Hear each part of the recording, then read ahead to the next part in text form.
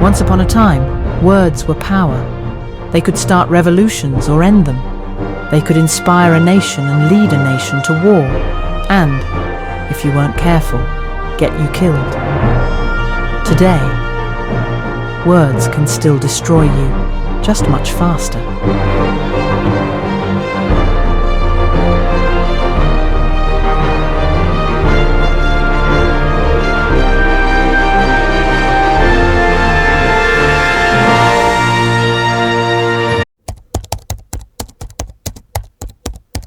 Once free speech meant you could say or write anything. Now it means you can say or write anything, as long as no one objects, and someone will always object.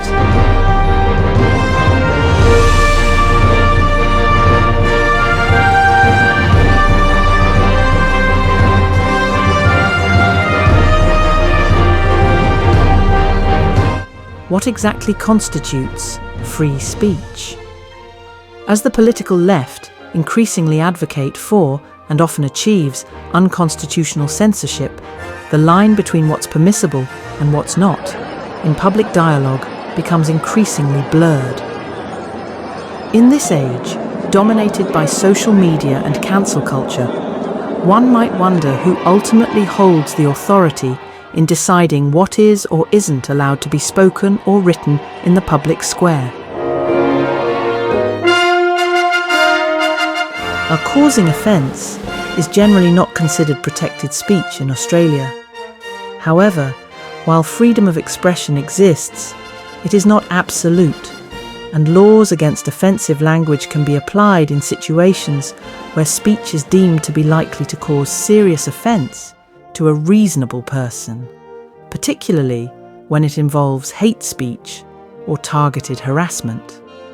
Australia does not have a constitutional right to freedom of speech, meaning limitations can be placed on what can be said depending on context.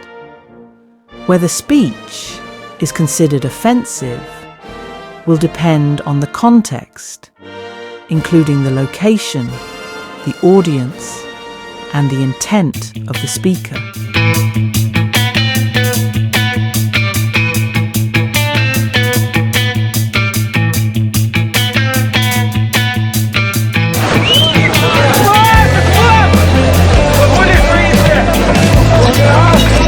Free speech is not illegal.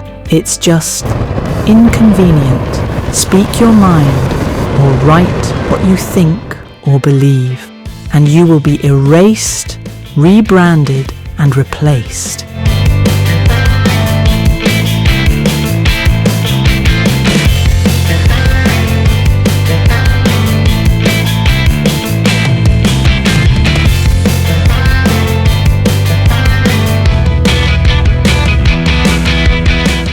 One wonders whether speech or written words in Australia might be redefined as hate speech, depending on the prevailing national narrative, powerful lobby groups, and the interpretation and understanding of what constitutes truth.